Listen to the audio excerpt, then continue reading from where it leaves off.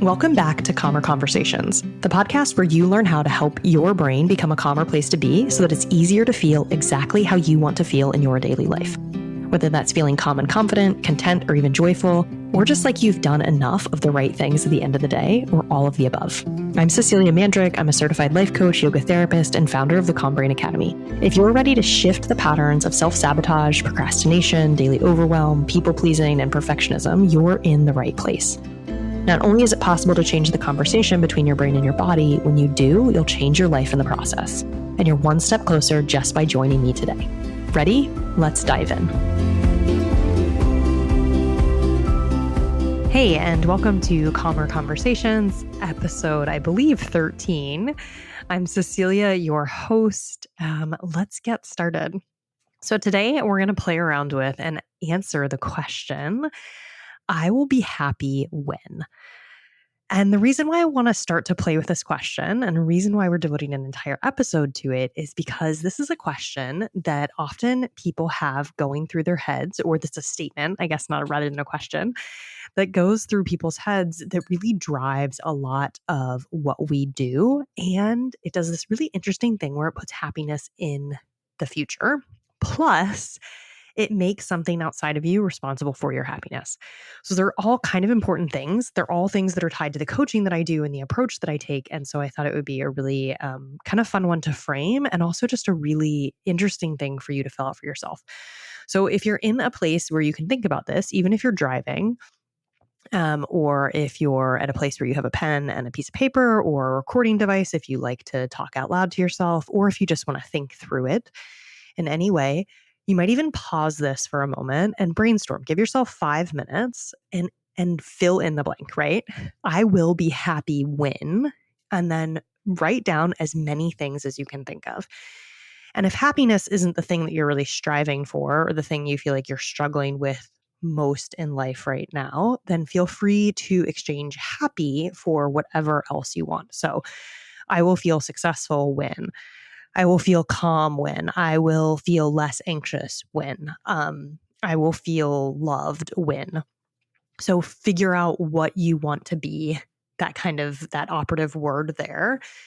And again, different people will have different ones in their brains, but notice what it is for you. Pause this if you can and think about it. Fill it out and really give yourself the opportunity to just brainstorm and write down whatever comes up, because you'll probably get some fun things like when I get that degree, or when we remodel my kitchen, or when I own a home. Plus, you'll get some really small ones like when my partner takes out the trash on time, or when my kid picks up their socks, or different things like that too, right? When the driver in front of me stops acting like they're currently acting. So do that now if you'd like to, or if you don't want to do it now, come back and do it, because I think it's really informative. And one of the things we just started, as I'm recording this, we just started the WINS course, this round of the WINS course a couple days ago. And I kind of uploaded a short video today for folks with the cliff notes for the first week.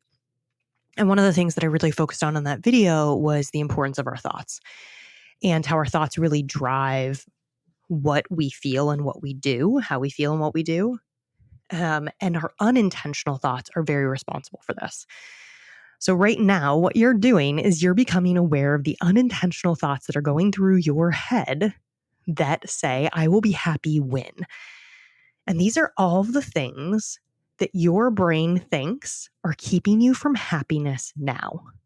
Okay, so that list that you came up with, or the list that you're going to come up with, those are all the things your brain is saying, those are the reasons why you can't feel happy now.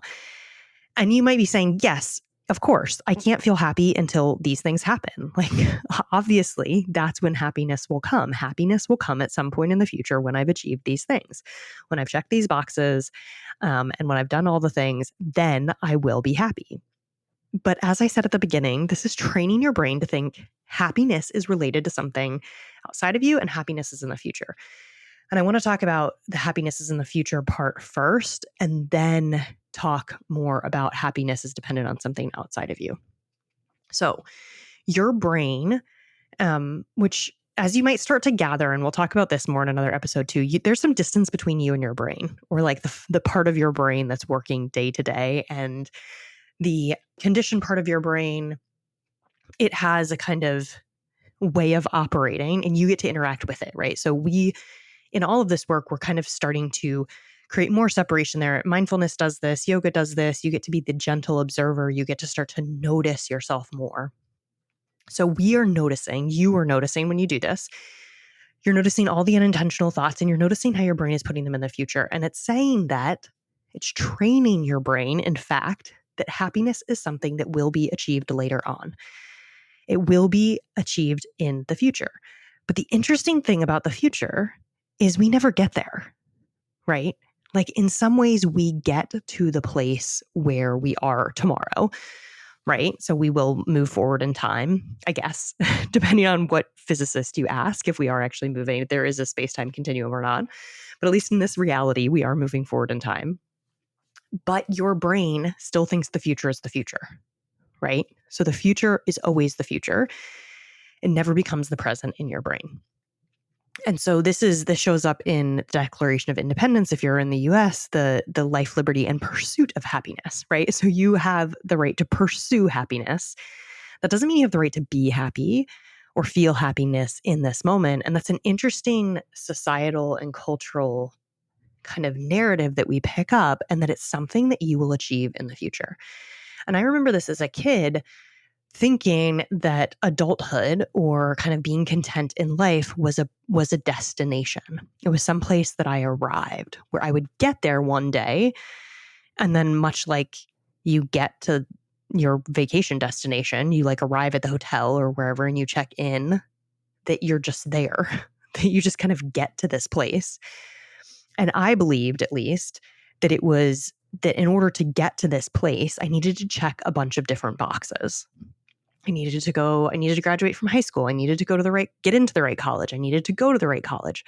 I needed to have the right kind of degree. I needed to get the right kind of job. I needed to have the right kind of house. I needed to have the right kind of relationship. I needed to decorate the right way for different holidays. I needed to like dress a certain way. I needed to have a certain kind of car. And the list could go on, right? So if you did take time to pause this and make your list of I will feel happy when, it could have been a very long one. You could probably spend a very long time, or most people could spend a really long time filling that list out. It might not come the first time you do it because it's maybe a question you've never actually asked yourself. But most of us have a pretty long list that says like, these are all the conditions that need to be met for me to be happy. And I do believe that at some point in the future, when I achieve all of them, I will be happy. But that's just not the case. Because if you can think back to sometime in your past, you've thought, I will feel happy when I own a pair of Reebok high top sneakers in white that I can wear to the first day of school, right? That may have been one of mine at some point in the past. And I may or may not have gotten those. One year I didn't. I think the next year I did. And of course, I felt some happiness when I first received them, right? This is the hedonistic happiness that we get, that immediate pleasure, the type 1 fun, where we feel like that immediate little dopamine hit that we get when we open Instagram or we get a like on something that we posted. But it did not bring me long-term eudaimonic happiness. I did not feel content because I now owned Reebok high top sneakers in white that I could wear to school, right? This did not change my overall feeling of contentment and satisfaction and happiness in life. It did bring me a little bit of pleasure and joy in the moment, but that was not lasting. And most of the things that are on our list will somehow bring us some pleasure or joy in the moment, but they are not the thing that makes us happy or content or calm. And the reason that is, and this gets to the second point, is that those feelings don't come from outside of us. So the feeling of happiness, the feeling of contentment, the feeling of joy does not come from something that happens outside of us. It comes from within us. And it comes from thoughts we have about what's happening. And it comes from our actual state and our connection to ourselves. And this is kind of trippy. It was hard I can conceptually agree with that. And I could conceptually agree with that for years, but I didn't really totally understand it. And it's such a big part of my work now that I work with it every day. And I want to kind of explain it in my own way here, maybe in the hopes that it helps you get your brain wrapped around it a little sooner. So we as people, and because we're in these societies where we are marketed to all the time, where people are trying to sell us things, where we see magazines and fitness things, and we're told when you are this size, you will be happy. When you have this thing, you will be happy. When you have this new thing, you will be happy. And the very nature of marketing and all of these pieces is that you have to always be getting new things, right? And so while you might feel happiness now with the Reebok high top sneakers, next year you need the pumps. And then the year after that, you need like the Nike Airs or whatever, right? And then the next year after that, you need something new. Or maybe not even it's a year, right? It's like a half a year. You need something new to make you happy. And this is sending the signal to your brain, not only that happiness is in the future and you will get it when you achieve something or when you have something, but that it comes from someplace outside of you, that it comes from this external thing, that my happiness is related to my Reebok high top sneakers. Rather than my happiness is related to my thoughts about my Reebok high top sneakers. And in fact, my happiness is even more related to how I relate to myself and how I think about myself in the world and how I actually think of happiness in general. And this is where we start to move from chasing hedonic happiness. And I did say at some point at the beginning of this podcast that we dive into hedonic and eudaimonic happiness. And I guess we're going to do some of it today. But this is when we move. So when you're always chasing something outside of yourself, it's more hedonic happiness, right? It's more this happiness that is fleeting, that is momentary, the dopamine hit thing. And you get it and then it goes away, and you get it and it goes away, and you get it and it goes away, and you just keep chasing it. And your brain is always kind of looking for that one next little bit of it, that one little bite to kind of satisfy it so that it can feel good so you can kind of move on with your day. And it's always thinking it's in the future. And these are ultimately not very satisfying because they don't bring you happiness. They don't bring you contentment. They don't bring you this long-lasting equanimity and peacefulness that eudaimonic happiness is, this sense of purposefulness, this sense of being you and knowing yourself in the world. And so when we stop looking for happiness outside of ourselves from that list that you made, right? And you start to create happiness inside now. And again, if happiness isn't the word that you picked, please just every time I say happiness, insert your other word. I'm just choosing one to go with. When you start to say that happiness comes from within me and it's something I can create with my own thoughts about something and my own feelings, all of a sudden you are empowered in your life to create a different state of being, and you suddenly have access to this deep well of peace and well-being, of contentment, of joy that is always available to all of us, that we all have access to all the time, but that as long as we're chasing happiness outside of ourselves, we don't even know is there, right? So you have to let go of the idea that happiness is outside of you to even become aware of this happiness that exists within you. And you have to say that, okay, I might still have goals and want to do things in life, right? Like I still 100% have things I want to achieve. And I have things I want to do, and maybe even I do have things I want to have in life. But I no longer hitch my happiness to them. I no longer say I will be happy when I have this. I no longer say my happiness is predicated on getting this degree or having this certification or making this amount of money or any of those things. I can start to disconnect the two. You can start to disconnect the two so that you can start to feel happiness no matter what you have or don't have on that list, whatever you have achieved or haven't achieved on that list, whatever other people are or are not doing on that list. Happiness is always available to you. Peace is always available to you. Joy is always available to you. Contentment is always available to you. But it means separating yourself from those outside circumstances, from seeing the circumstances for what they are, which is neutral circumstances in the world, and then asking yourself how you want to engage with them and what's most important to you. And is it feeling good? Is it feeling happy? And not this like the dopamine hit happiness, but really this like this less sexy, less fancy, frilly kind of contentment that does not mean you are complacent and doesn't mean that you've given up on dreams or achieving things, but means you've said that I get to feel happy even if things aren't going my way on the outside.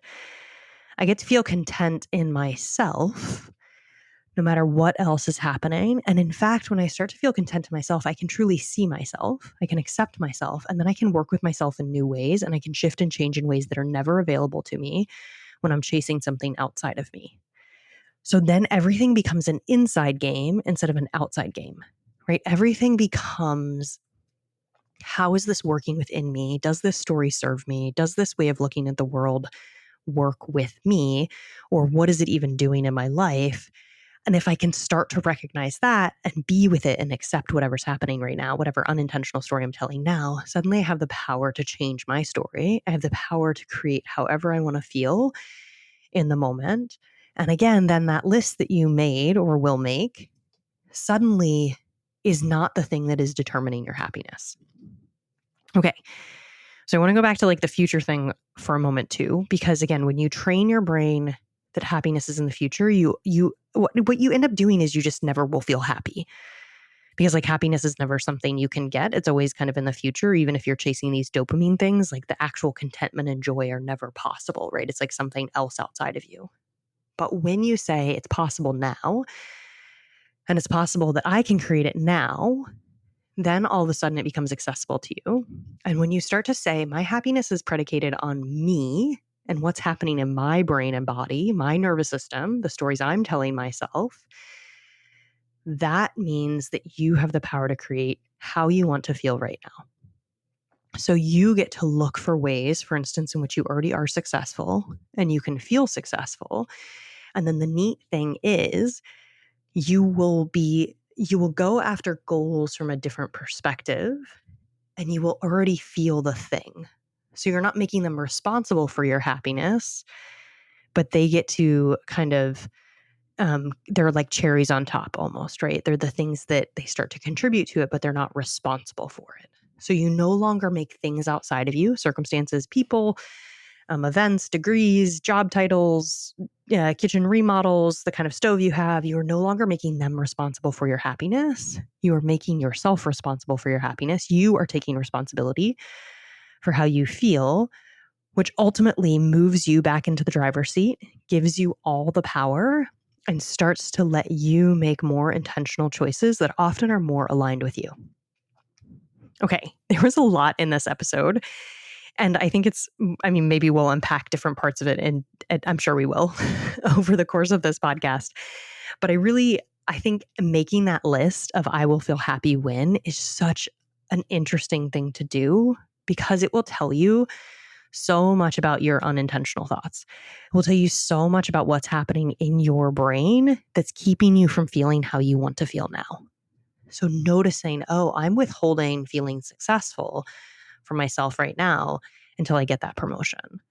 I'm withholding feeling joyous right now because I'm not pregnant, or I don't have a baby, or I'm withholding feeling loved because I don't have another person in my life. And the other interesting thing it does when you haven't done this, when you are making other people and circumstances responsible for how you feel, it puts a lot of pressure on them, and it's something you're asking them to fulfill something they can't actually do, which means you're just setting yourself up for disappointment generally, and pain and suffering. So when you're asking something to come from outside of you instead of from inside of you, you're not empowered to create that feeling, essentially. And you're also asking them to do something they can't do, which is to make you feel a certain way, which they can't actually do that. So how you feel comes from within you. And if you want to feel happy, successful, calm, et cetera, et cetera, et cetera, it is a matter of understanding your unintentional stories, a matter of working with your nervous system, which is what this podcast and what my work is all about, so that you can feel how you want to feel. Okay, make that list, notice what's on it, come say hi on Instagram or send me an email. I've got a new course coming up called Nervous System Self-Care, where we're going to be diving into the bodily side of this. If you're interested, we can have a link in the show notes, and I will see you next time. Thanks for tuning into this episode of Calmer Conversations. Take what you learned today and use it in your life. Even if it feels a little awkward or clumsy at first, remember these are practices, and that real change comes from implementation. Then send me a message over on Instagram or TikTok and let me know what worked or didn't work. If you want to dig deeper into something from today's episode, all of the resources can be found at the link below in the show notes. If you like this episode, there's a great chance that you'll love working with me. Join my monthly coaching community by visiting me on Instagram or my website, www.ceciliabmandrick.com. Don't forget to subscribe to the show wherever you listen to podcasts, and I'll see you back here next Thursday.